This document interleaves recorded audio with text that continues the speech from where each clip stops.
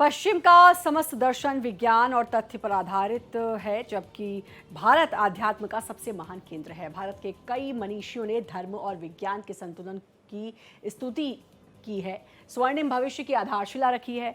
और इस ओर एक कदम भारत एक्सप्रेस के सीएमडी उपेंद्र राय ने भी बढ़ाया है। बुद्ध के साथ साथ बुद्धत्व की बुनियाद पर जोर दिया है।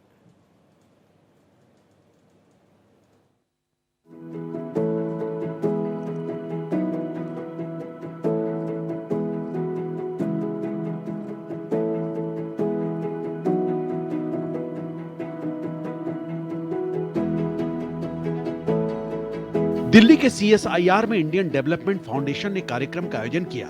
ये कार्यक्रम विज्ञान में नई नई खोज और प्रेरणा के लिए समर्पित था।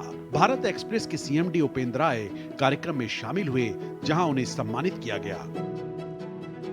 जितना नुकसान 3000 साल की गुलामी ने नहीं किया, उतना नुकसान भारत देश में एक धारणा ने किया, और वो ये धारणा है कि संसार, रुपया, पैसा, पद, प्रतिष्ठा सब मोह माया है।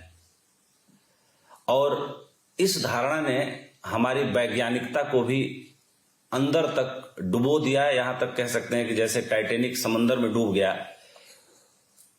उसी तरीके से हमारी वैज्ञानिक सोच भी कहीं डूब गई। उपेंद्र राय ने इस कार्यक्रम में विज्ञान से जुड़े कई अहम मुद्दों को उठाया। उन्होंने अध्यात्म और विज्ञान के संगम पर जोर दिया, साथ ही पश्चिम पर अत्यधिक निर्भरता को चिंताजनक बताया।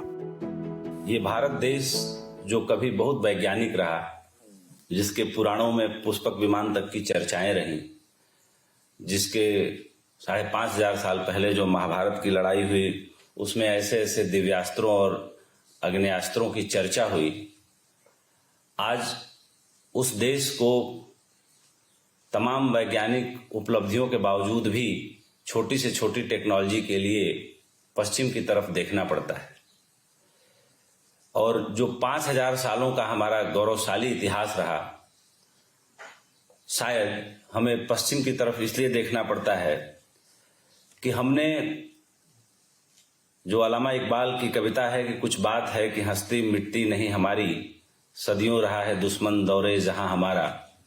ये बात बिल्कुल सही है कि कभी हमारी हस्ती थी, कभी हमें सोने की चिड़िया माना गया, लेकिन हमारी हस्ती धीरे धीरे कैसे मिटती चली गई और हम कैसे गरीब देशों में शुमार होने लगे, कैसे जो है हंगर इंडेक्स में हमारा नाम आने लगा, कैसे करप्ट देशों की सूची में हमारा नाम शुमार होने लगा। जब इसके बारे में सोचते हैं तो बड़ी निराशा होती है। सीएसआईआर के director Venugopal, senior nuclear scientist doctor AP Jayaraman समेत कई वैज्ञानिकों ने इसमें शिरकत की। In metrology for quantum technologies, ये एक चीज है। हम आगे जाकर 10, 15, 20 साल के लिए जो भी चाहिए देश के लिए, उस पर हम काम कर रहे हैं। मटेरियल साइंस में भी हमारा लंबा योगदान है। कार्बन मटेरियल्स हो या सोलर सेल्स हो, हर एक जनरेशन का सोलर सेल यहाँ पे बना था, बनने का अभी यहाँ पे फैसिलिटीज है।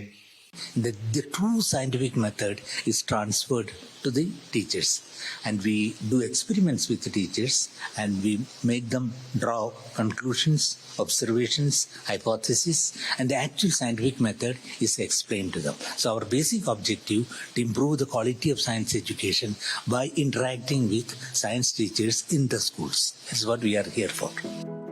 विज्ञान के क्षेत्र में भारत में लगातार नए नए प्रयोग हो रहे हैं। समय समय पर बड़े बड़े आविष्कार किए जा रहे हैं। जमीन, समंदर और अंतरिक्ष में भारत अपनी ताकत का लोहा मनवा रहा है। अध्यात्म की धरती भारत अब विज्ञान का पर्याय बन रहा है। भारत एक्सप्रेस के लिए कैमरामैन रमेश राय के साथ कोमल शर्मा।